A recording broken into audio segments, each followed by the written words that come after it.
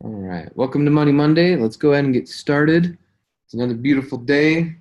Let's earn some money. We have 70 days until the end of the year. 70 days, that's it. So with that, let's do a quick recap on what we're working towards.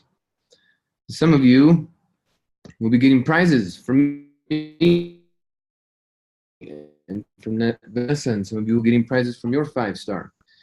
So let's stay focused, because if you make $100,000 between now and the end of the year, or October 1st and the end of the year, then we will take you to Europe with us. If you're open to that, I'd recommend you stay at least open to the idea. Get the you gotta get your passport. We're gonna go to France. We're gonna go to Germany. We're gonna go to Switzerland. We're gonna have a video crew following us to be able to repurpose the content that we're creating and be able to use all the media, all the different, we'll be making videos and ads for Facebook and whatever you want to be doing, so that we can capitalize on this and make another $100,000. How about that?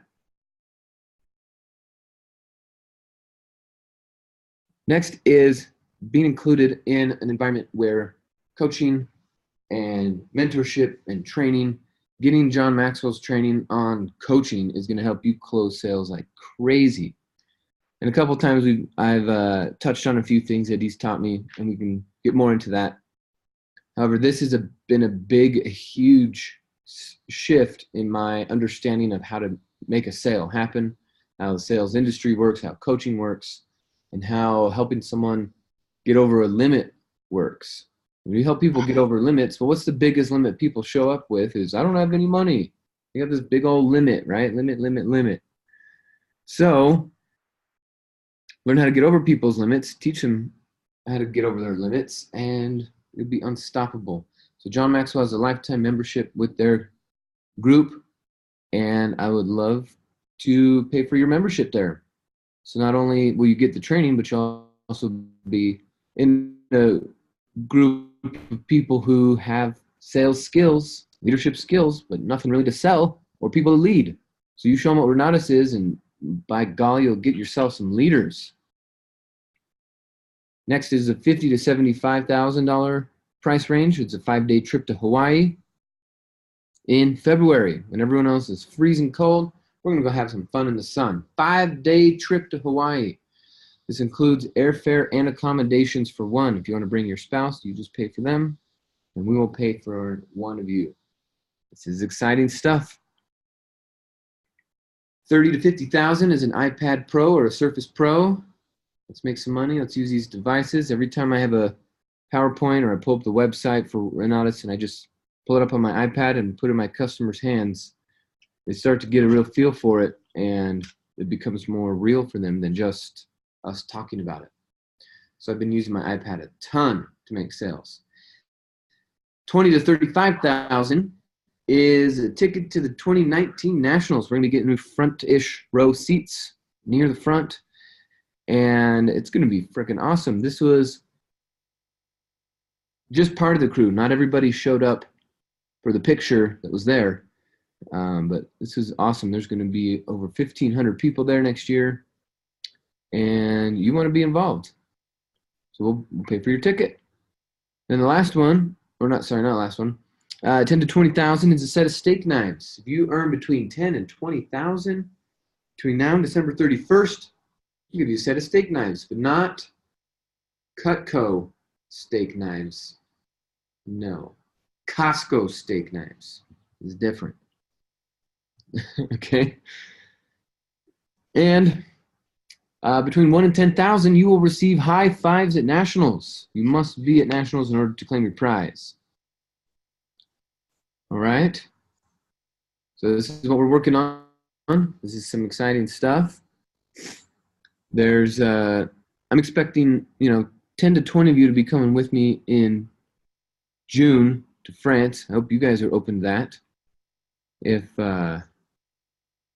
you stay focused, work with me, Introduce your customers, use the system, follow along, ask for the order, create value, just step by step along the way. Let's take care of our people. If we keep thinking about the people we're helping, then the money comes. And some of us are like, well, Michael, I need more money to come than people, so what do I do? Well, let's talk about that.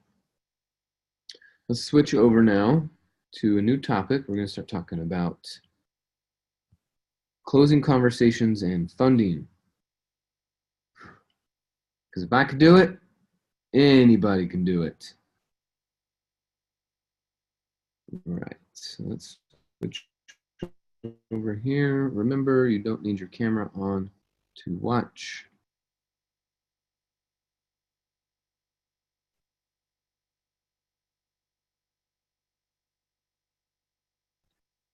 Boo boo doo boo boo boo boo boo. Oh yeah, let me switch this here. Over to the iPad. Over to the iPad. Here we go. Switch here. Pop, lock, and drop it. There we go. Share.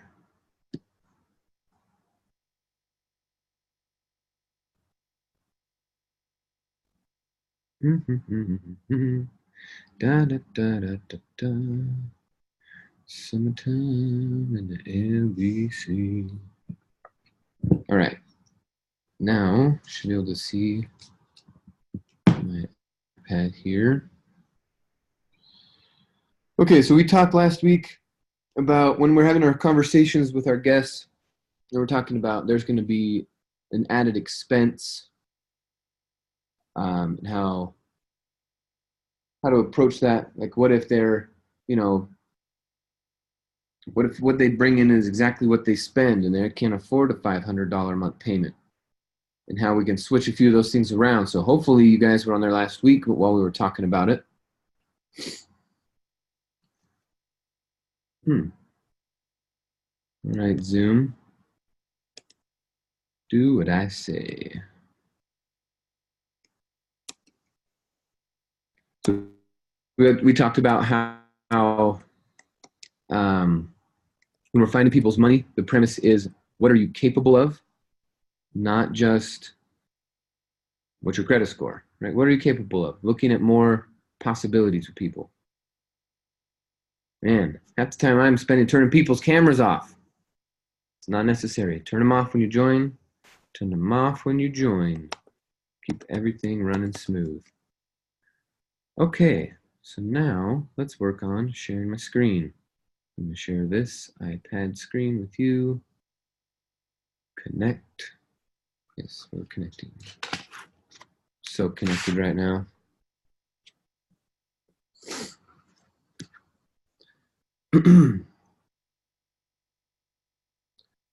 Okay, the other thing we were talking about, drawing a contrast between and helping our customers understand the difference between spending money and using money. Spending money and using money. We've got to have a conversation with them about that because they're not the same. Employees always think about spending and losing like it's gone. Like as soon as we make that decision with money, it's gone forever and it's gone and it's gone. But that's not the case because we can also use money instead of lose money. We use money, then it's going to work for us. This is that business owner mentality. This is that, this is looking at money as employees and making money work for us. This is not just thinking that money's random. Money's employees. They take our orders. Money's not taking orders from you. You're a bad boss. We need to develop some boss skills.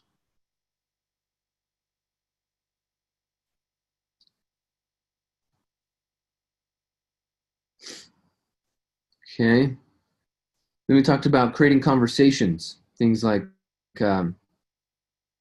asking your, or training your folks, training your leads to maybe ask their family member or their coworker or somebody in their life, asking them questions like, well, how much are you getting paid for the equity in your house? how much are you getting paid for the equity in your house? It's an interesting question. Or how much are you getting paid for your good credit? Or how much what rate of return are you earning on your 401k, and what would you like to earn? Right? There's these kinds of questions that will move conversation forward. If you ask questions like, can I have some money? Oh, there we go. Just had a bad cable. Can I have money? That's not the same. It's not even close to the same. Remember, we don't ask. We offer. We're offering a place for people to put their time, their money, their knowledge, their credibility, putting all this to work. These are the ingredients. Okay, so remember we talked about asking, how much are you getting paid for the equity in your house? How much are you getting paid for that 700 credit score? Okay, and then to quick recap, we talked about making and talking to a new warm market. Okay, talking to and showing up as a different kind of person. This new group of people needs to understand that you're a real estate investor, you're a business owner, you're a marketer, you're passionate about life, you're educated, you're a leader. And so there's convincing the old group that you knew in your past life that you've changed, and then there's just meeting a new group of people that that only know you as the person that you've shown them. This is where I'm saying, let me ask you this question. Like we're talking about making a new warm market, right? It's time to make a new warm market. Let me ask you this. You guys can do your own personal inventory on yourself here. But my question to you is, over the last 100 days, how many networking events did you talk or did you attend? How many networking events?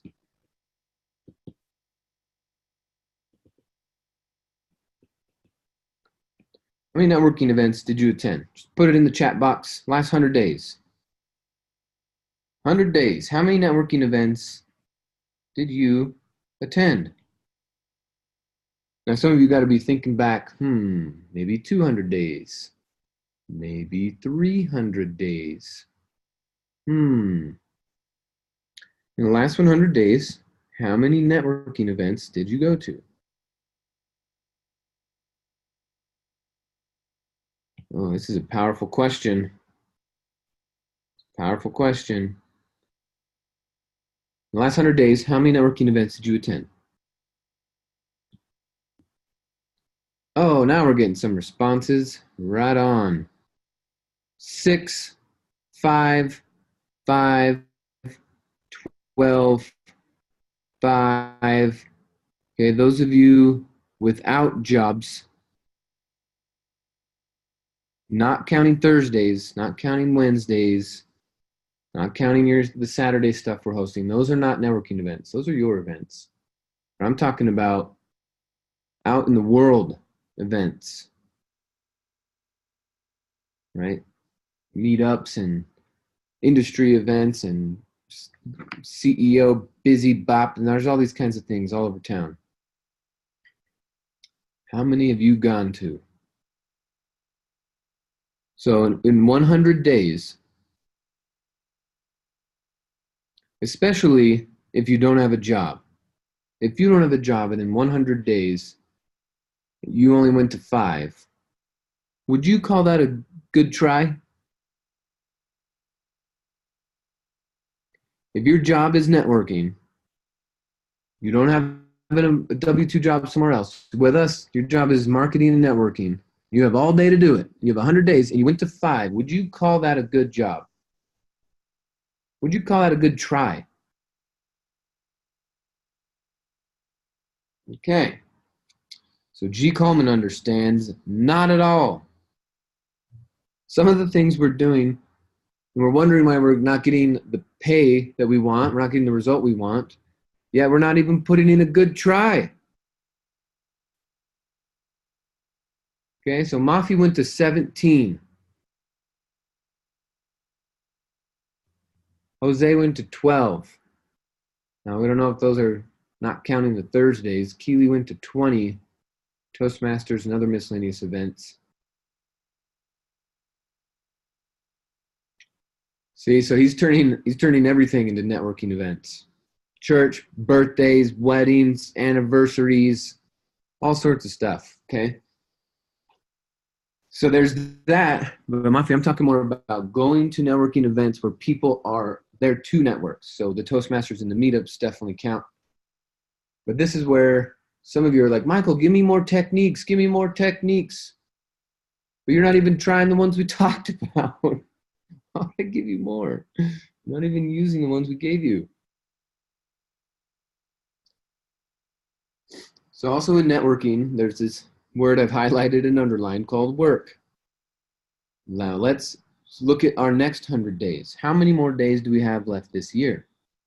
This is something to be thinking about. In 100 days, if you didn't even give yourself a good try, see, we're not even going to, we could really break it down and say, if you went to that networking event, how many people did you talk to? Because I'm sure some of you went to networking events and didn't talk to anybody, yet you went to 1, 2, 3, 4, but you didn't talk to anyone or actually do the work part of it, right? So this is where saying, if we let's just work on attending them, and then we can work on actually what to do there. But getting there is half the battle, it seems like, because as networkers, you guys know, we pay you to talk to people, yet you don't talk to people.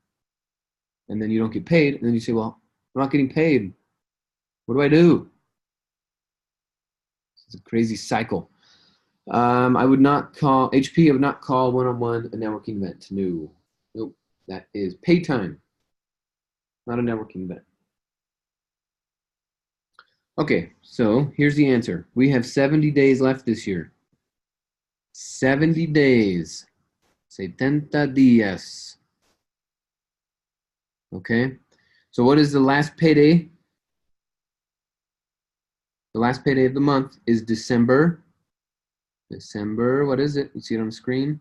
Last payday of the year. Sorry, last payday of the year will be December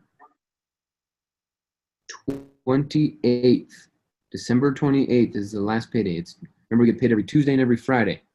So in order to get paid that Tuesday, December 28th or anywhere in between, you must have the order in, signed, and verified signatures with customer service by December 15th.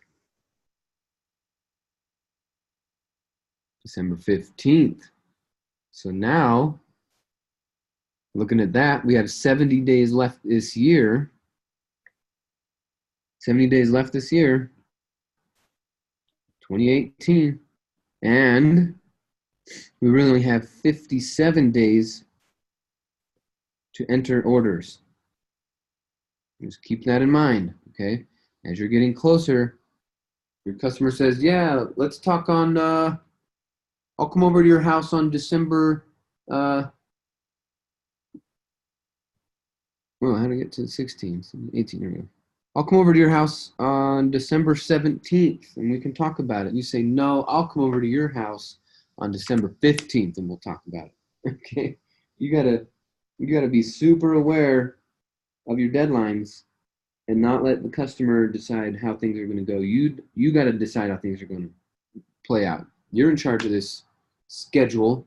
You're in charge of the flow. You're the leader. So make sure, pay attention to those dates. It's kind of embarrassing. It's like, I'm going to make 100,000 this year. And you put in, you're at 99,000. You're like, I just need one more essentials. And then you don't get the signatures until December 17th. And then you only made 99,000, not 100,000. Now you don't get to be a part of the 100K club because you weren't paying attention to the dates. So pay attention. 70 days left this year, 57 days to enter orders. So now, here's something to remember is that people want to have, or people are creating their New Year's resolutions. People are creating New Year's plans. They're creating a new outcome for their lives and for their family.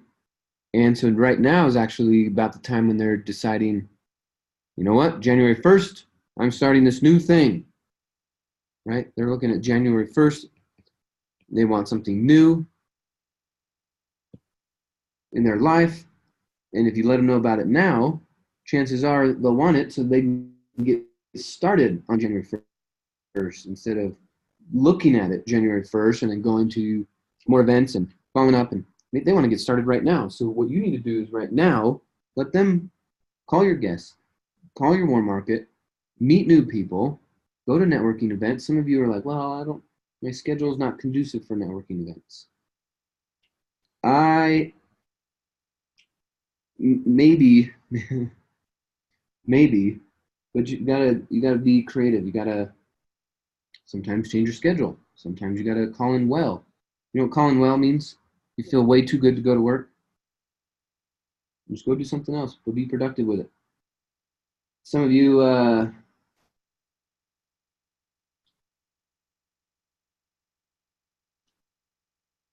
we'll get on to networking events more in a little bit. I want to finish up what we were talking about. But I just wanted to point this out. How many of us think we're working and in the last 100 days haven't even gone to a networking event? In the last 100 days, haven't talked to a new person. In the last 100 days, I've only gone to 2 or 3 or 4. None of us would consider that a good try. So let's try harder.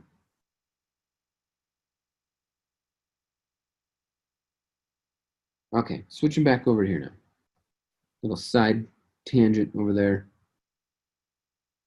Remember, you know that someone enrolled in the combo made money and made more money, and they started with no money. Remember that. Okay, perfect. So this is where we ended up. We were talking about 14 ways to find the funding. Checking, savings, HELOC, 401k. Remember, if you need help with 401k stuff, we could do three-way calls with the people in your world that do have 401ks. Next is going to be IRAs. It's similar to the 401ks, retirement accounts, right? It's again where we'd be either creating a partnership with the retirement account or putting a business plan together, and the IRA can invest in the business plan. Now, if it's your IRA, let's say you're talking to the customer and it's your IRA. I've had some people who are like, you know what? They have let's talk about IRAs right here. They have, let's say they got $3,000 in an IRA when I meet them. Okay, man, let's go down this list real quick. Let's find out what you're capable of. 401k, savings, HELOC, IRA. You go, oh yeah, I got like $3,000 in my IRA. Okay, well, it's not like a 401k where you can borrow back and pay from yourself unless they've done a self-direction. This would be just a traditional IRA. So this is what I've seen people do before. Okay, remember, this is not instruction. This is not instruction. This is what I've seen people do before.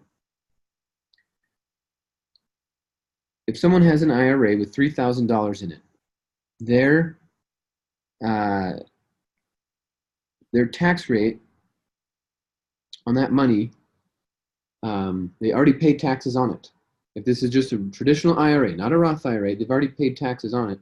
So taxes are paid, but now what will happen is if you do an early cash out, there's a 10% penalty.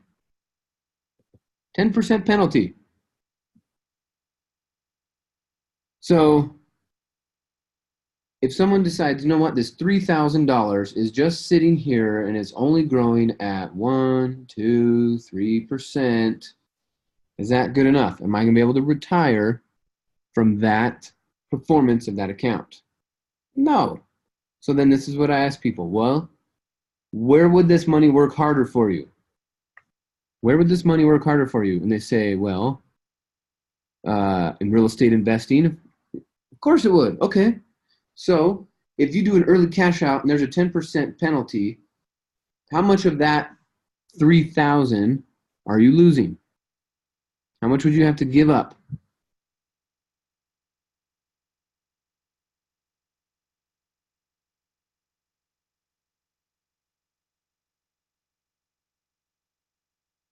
All right. He wants to answer. The answer, 10% of 3,000 is 300.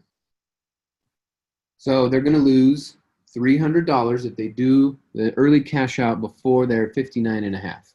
Thanks, Simone. $300. Okay, so now this person had 3,000 in an account that they couldn't use except for to do their traditional IRA stuff in because they didn't do the rollover. It's growing at this dismal percent. Say, all right, cash it out. Put the money in your hand. And remember, I'm not directing them. I'm saying I've seen people do this. That's what you're saying too. What are you capable of? Here's something to be aware of. If you cash out your IRA, there's a 10% early withdrawal fee or penalty. So now my customer has $2,700 cash money sitting in their bank account. So now the question becomes, what should we do with this money? What should we do with this money? I know immediately what some people are going to say. They're going to say, pay for essentials. If you buy an essentials program, you'll still have some money left over. True, you will. But before I do that, that's a little preemptive for me. Before I do that, I ask a question. The question is, how much can you afford on a monthly basis? How much can you afford to pay monthly? Monthly, and I'll say comfortably, because some people are like, oh, that's uncomfortable. And I'll say, all right, well, how much can you afford comfortably on a monthly basis to pay for education? Then most people are going to say, I ask this all the time. Here's the number I keep getting, 300. I keep getting people say, oh, I can afford 300. And I say, oh, perfect. Then here's what we're going to do. We're going to put this 2,700 down, or maybe we could do 2,400 down. Okay. And we'll set aside 300 for your first month's payment. We'll put 2,400 down as a down payment. And what are we going to put the down payment on? What package? We're going to put this down payment on an advanced combo package. So remember, the minimum requirement for an advanced combo is $1,600 for the minimum. Right, it's a $1,600 minimum. And then the payment is $250 a month. So when they say I can afford 300, then I go, all right. Sometimes I'll look at them and I'll say, can you do 500? Can you do 600? You know? Just ask them, well, you're 300. Okay, can you do 600? What would that be like if you did 600 a month? Could you do that?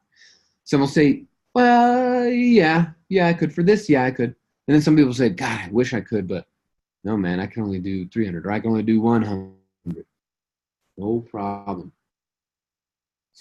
So now if your customer puts down the 1,600, they got $250 a month. Now if we say put down 2,400, then Mr. Customer, your payment's only like $200 a month. Well, you said you could afford 300, so you could pay it off faster. If you're 5-star and your customer puts down 2,400, what do you get paid? If you're 5-star, you're 5-star qualified, and your customer puts 2,400 down using financing, what do you get paid? 1,200. Bingo. And that's a pretty nice paycheck. And then of this, so you would get paid 1,200, and then of this, you would get paid 100 a month until they pay it off. Well, that's 36 months. Or once they pay it off, then you get the remaining all up front. So we're looking at another $3,600 just coming in. Here we go. Let's collect it. Let's do it. So all of this came from someone who said, I only have $3,000 in my IRA. Okay, well, what are you capable of? Here's what would happen, 10% penalty. Here's what you could do. What can you afford? How much can you afford comfortably on a monthly basis? Okay, let's get it going. And then we remind everyone, hey, great news. Remember this payment, this is a tax write-off. Every month, this is a tax write-off. So now while we're increasing our assets with education, we're also decreasing our liabilities with our taxes at the same time, improving our net worth. This is a no-brainer at this point.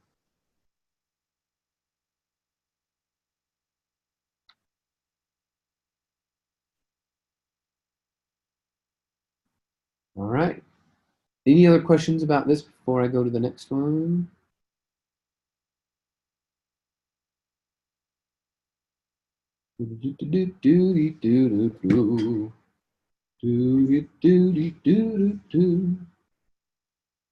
Okay. Remember, the whole answer to the question is, what are you capable of? All right, next is going to be FICO and credit cards. FICO and credit cards. There's a couple things that if you just spend a few more minutes on, you'll get way more traction than just saying, go get new credit cards. Okay? It's a little bit more involved than that. So, again, when I'm asking people, they don't have to tell me, and I want you to be sure and give people that latitude and say, hey, if you want my help, great. If you don't want to answer any of these questions, you can just say, I'm not comfortable answering that. It's totally fine. So, and then I get to buy-in. Make eye contact. Are you cool if I ask you a few questions? If you don't want to answer, you can just say, I'm not comfortable with that. No big deal. But we are on the topic of money, and you want to make money, so let's talk about money. You cool with that? Yes? Okay. All right. So what is your FICO score? And they'll go, I don't know. Or, oh, I checked last year. Okay. So here's what I've seen people do with this idea, this credit card idea. Credit cards, we're coming over here. FICO and credit cards. See, this is where we get an opportunity to do a bit of training. Here, I always refer back to velocity banking. Right? You have credit cards. Like, let's say our customer has credit cards, but they're not willing to use them because they're afraid. So there's a couple things I do. I give them a new perspective on debt and credit to address their fear. Let's say there's some fear involved. Let's say they have the money, right? Let's say, yeah, I got a $20,000 credit card, but there's no way I'd put it on that. Maybe if I could do a deal with you first and then we could pay it off. How about that? No. We're not going to do that. No, Mr. Customer, great idea, but no. Instead, let's address your fear portion of your FICO.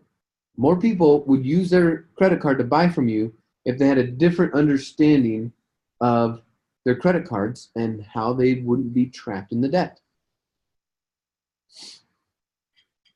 Okay, remember they're looking to you for support and expertise and guidance. So part of it is fear. Let's help them with their fear. So they have fear around debt. Dun, dun, dun. Debt. 4-letter word. Debt. Stay away from debt. Okay, so here's what would happen. Here's how I draw a distinction between the two. Hey, Mr. Customer, if you really want to get rich, we're really going to create wealth in this country, we have to get over this fear of debt thing. It's not healthy. Do you think wealthy people have a fear of debt? Of course not. What if we related debt to fire, fuego? If we did that, and we looked at how fire and debt operate, maybe we wouldn't be so afraid. Maybe we wouldn't be hesitant to use this financial tool to get into the program. But right now, think about this, guys. You have customers who have credit cards sitting in their wallets right now. perfectly capable of buying the education from you, but because they have this certain belief around credit card debt, they won't. So you have a conversation with them and you show them the contrast around the mindset. So there's good debt and there's bad debt. If we're going to be so bold as to say there's such things as good and bad in this world, we would say there's good debt and there's bad debt. Okay, now if we go look at fire, there's also good fire and bad fire. So good fire would be like your stove or your light bulbs in your house, unless you switched over to LED. Another good fire would be maybe you have a car and the engine is running with fire. Your water heater. You like having a hot shower?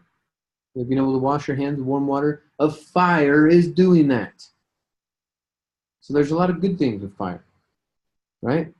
If we were camping, right, it becomes light, it becomes heat, it becomes security,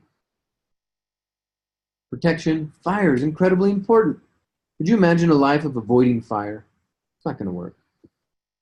Now, when is fire bad? Fire's bad when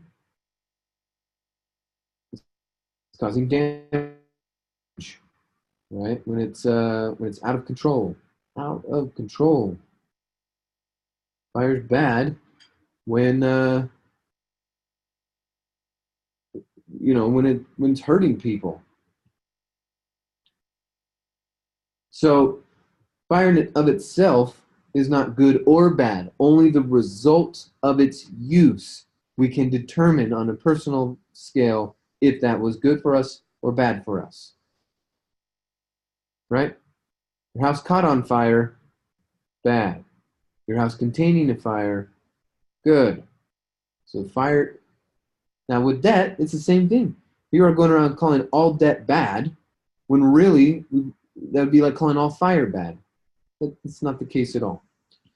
So what are some examples of bad debt? Right? You go down to the corner store and get your check into cash. Your payday loans. Payday loans. Bad debt. Credit cards for vacations you can't afford. Bad debt. Depending on what you're doing with it, unless you're running like Airbnb stuff and you're putting furniture in there. If you're using debt to buy furniture, that is also bad debt. If you're using debt to buy clothes, that's bad debt. Right? You can't sell your vacation for what you bought it for. You can't sell your furniture or your clothes for what you bought it for. And you use debt to buy it. Bad move. Now you're in debt and you're paying off a debt on something that's worth less than what you paid for it. Equationally, by the math, that doesn't make any sense. So that's what we're proposing you stay away from. And there's a difference. There's good debt. Good debt can be on reliable transportation. That is definitely something okay to go into debt for. Reliable transportation, right? Not all the exotic fancy cars necessarily, but to go into debt to buy a regular car, to get to the meetings, to run your business, to take care of your life, and you're using debt to do that, that's good. That's fine. Okay, so there's good debt with reliable transportation. There's good debt with education, right? How many people are using debt to educate themselves, to be able to go to different colleges and universities and get that academic education? So there is time for using debt to get educated. It's very important, unless you're going to save it up, right? It's important to get education. It's important to have reliable transportation. What else is good debt is debt on assets. Because financially speaking, assets pay you money. So debt on assets. Now that's where we get into the classes and we get into the technicalities of debt service coverage ratios and how much of the asset is covering the debt. But there are three huge things in our society that debt is used for and good comes out of it. Transportation, education, and assets. Right? Houses, things that are paying us recurring money. So not all debt is bad. Not all debt is good. Not all fire is bad. Not all fire is good. So if people we're talking to are trying to avoid debt, take a screenshot. Don't show them this screenshot, but practice this screenshot and write it out in front of them. And do it with them. And say, look, you see how if we're trying to adopt this wealthy mindset and we're not using a tool or an instrument, remember, debt is a tool. Fire is a tool. These are just tools. Now, depending on the mindset that you're coming from, right? If you are going to use this tool to create opportunity or to create fear and anxiety and a trap, this is just a tool. And how are you using this tool? How do the wealthy folks use this tool? How do wealthy folks use the tool of debt? Transportation, education, assets. Absolutely. So if you're going to be using debt the same way the wealthy folks do, what do you think is going to happen? Right? Be like, hey, if you eat what healthy people eat, what do you think is going to happen? If you buy what wealthy people buy, if you spend how wealthy people spend, what do you think is going to happen? So this is what we call the whole exercise in and of itself is called a reassociation. See, some of you just, when you hear your customer say, no, I don't want to get into debt to do it, you just roll your eyes and get annoyed. Don't do that. Don't do that. That's a waste of your energy. That's not what a leader would do. Okay? Instead of saying, oh my God, here's another person that misunderstands debt. Don't do that. Instead, look at this as an opportunity for reassociation. Oh my, like you're talking to them, they say, I don't want to use debt to do this. Say, oh my goodness. Do you mind if we talk a little bit more about this debt thing? I want to just share something with you and help you reassociate a different understanding of debt, because wealthy people use debt all the time to create money. Here's something that wealthy people are using to create money. You want to be wealthy, but you're afraid of it. So don't you think we should talk a little bit more about it? And they're going to say, yeah, absolutely. So we create a reassociation to the debt. Now once they understand debt isn't bad, that it's actually good and it can create an opportunity for them, we say, all right, good. Now we have this understanding. Do you want to use the credit card you have now, or do you want to get new credit cards? You got to get to this new understanding, this new level of clarity, this new perspective to perch from, okay? If some people look at you funny, like reassociation, like what are you talking about? I'm here for real estate, not reassociating my mind tools. Something to think about. When we do a reassociation, let's imagine this is you, right? And your big, beautiful eyeballs. It's you. And here is a wall. This is a wall. And right now, this is the world you can see. You can see this pretty world. It's nice and pretty, right? It's right in front of you. This is the world you can see. And then there's this wall. And this applies to all of you listening, and as well as your customers, your clients. So this is your world. This is what you can see and deal with right here. Your world. It's very small, very limited, very close to your existence right now. This is you. This is the wall. This is your world. Now, when we say use debt, the customer thinks that doesn't fit into my world. What are you talking about? No way. I don't want to do that. Can I just do a deal? I'm here to make money, not spend money, you jerk. Help me make money first. Don't you understand? You're like, yes, I get it. And what I'm saying will definitely do the trick for you. It's just that right now you have this limited perspective. Okay? So what we want to do is give you a platform to see a new world. Okay, Renatus, what we do is we give people a new platform to see the world.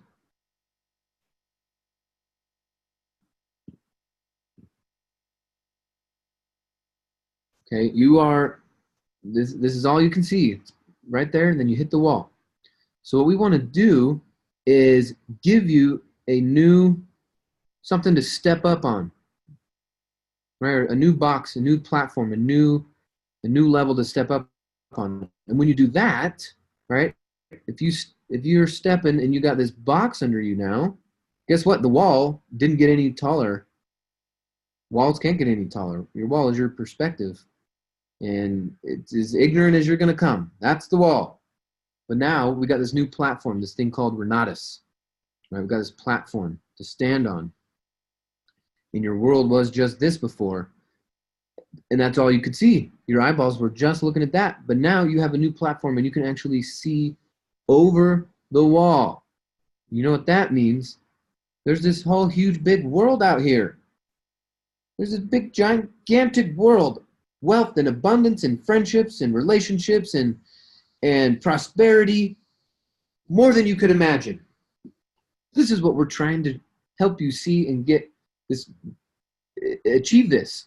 This is available for everyone, right? The good news about this world is it's available for everyone. There is no restrictions.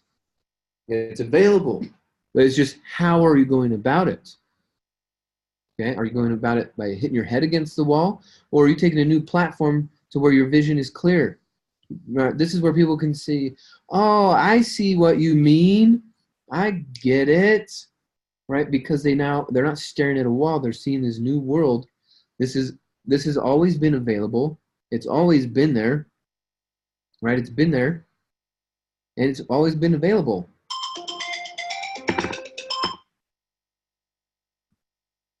So, Mr. Customer, you're looking at this perspective of using debt and using a tool for you have this limited understanding. Right? This is your understanding right here, from here to here. Your understanding is from here to here. That's it. And you got to admit, you're the broke one. There's no way you know everything about making money. There's no way you can actually say this will work or this won't work. You don't know. You're the one showing up broke. I'm the one with the training. I'm the one with the experience. I'm letting you know that if you could see a different world where debt makes you money, in this world, debt makes us money. In your world, debt costs you money. What world do you want to be a part of? And they're going to say, well, I don't get it. I don't see it. I don't see how I could be successful with this. I don't see how I could use a credit card with this. You say, I'm giving you a new platform to stand on. Right? This is how wealthy people can take such big steps in life. They have a clear path. They can see. They're not bumped up against this wall of ignorance. They've got to be able to step up and see.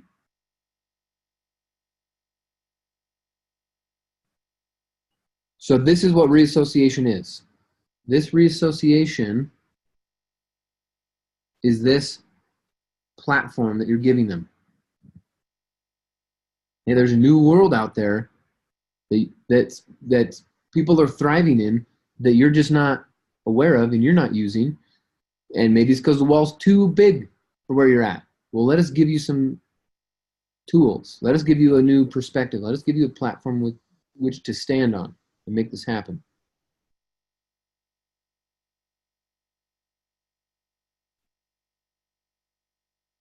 And then, guess what you do? Ask for the order. Right there, right there. Ask for the order, put it in, have an OEP, and say, great, we're going to get you in your first class. We'll get your signature verified. We'll get you in. Let's make it happen. Congrats. Reassociation, sometimes this 10-minute conversation right there will make you 10 grand. 10 minutes, 10 grand. Have these conversations. This is just on credit cards and FICO. Okay, and we talked about IRAs today. It's some exciting stuff, guys. Wealth Wednesday is coming up. We're going to carry on down this list. We're going to keep working on the new us. Try these new things. Every conversation, try this new stuff that we're working on. Or it's new to you. It's not new to me. I've been doing this the whole time. So try it, use it, apply it, learn from it. We can have masterminds on it. It's working. It's working for me. It can work for you. All right, you guys are awesome. It's Money Monday. Get after it. Smiling and dialing. Yamari sonríe. Let's do this. Okay, guys. Take care. We'll talk to you soon. Call me if you need me. Bye-bye.